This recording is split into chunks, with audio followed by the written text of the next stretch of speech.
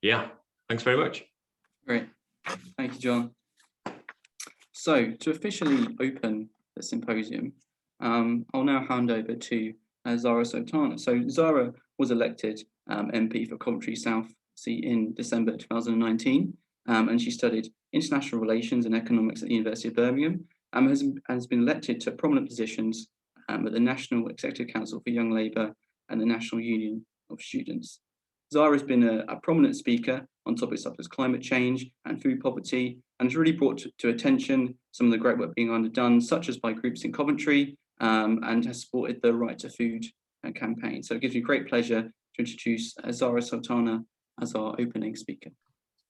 Thank you so much, Jordan, Marsh and David, for inviting me today and for that introduction. It's a great privilege to be part of this important symposium, and I'm really sorry that I can't be there in person with you, but everyone's on Zoom, so that's absolutely fine.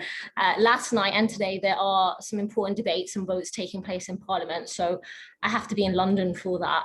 But for me, and I'm sure everyone else on this meeting, on this symposium, there is little that is so basic or as necessary as access to food. And this topic is of huge importance. We live in a very wealthy country. The UK, for example, has a record number of billionaires at the moment, 171, who over the course of the pandemic have actually increased their wealth by £106.5 billion. We also have companies and CEOs earning obscene profits, more money than I would know how to spend. But of course, we know that we have real poverty. There are around 10 million people in the UK in food poverty. In my constituency in Coventry South, there are 3,829 children on free school meals. And every day, families across the city and across the country struggle to put food on the table. And I hear from constituents who send me emails, who give me phone calls, and who I have surgeries with, that sometimes it's a choice between eating and paying the rent, or parents skipping meals so their kids have something to eat. It's poverty amidst plenty. So when we think about going from recovery to resilience, that can't be recovering to what came before the pandemic. It has to mean recovering to something much better, which provides resilience for all, with good, decent quality food for everyone. And in Parliament and in Coventry, I've been fighting for the right to food, which is a legislative change to get written into law, the right for everyone in the country to have access to decent, nutritious food. It was started by football fans supporting food banks and my excellent colleague, Ian Byrne, the MP for Liverpool West Derby, and it would be truly transformative. The case is very simple, that food isn't a luxury, it's not an optional extra, but a basic necessity, something that everyone across society must have access to. It's about guaranteeing that everyone can eat well, whatever their background is, whatever wealth they have. And it has 4 key parts. First, there has to be the right to having accountability. The right to food needs to be real, enforceable, and not just words or good intentions. Second, it needs to be accessible so that everyone is able to access their right to access food.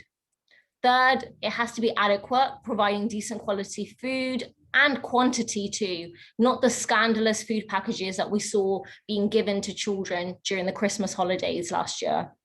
And fourth, food must be available, with a government under duty to guarantee food security despite what challenges we face. And Nando's chicken and McDonald's milkshakes were mentioned, but Brexit has obviously meant that there are challenges, but so will the climate emergency that we're currently under as well. So if this were to be put into place, it would be a game changer in fighting food poverty and in the lives of millions of people. It would see the lives and opportunities of working class kids transformed and improve the health of people across the country. Now, there could be very simple, achievable means for this to be realized through, including universal free school meals, ensuring that every child in every single school gets nutritious free breakfast and lunch, with no one falling through the gaps and no one shamed for getting different treatment.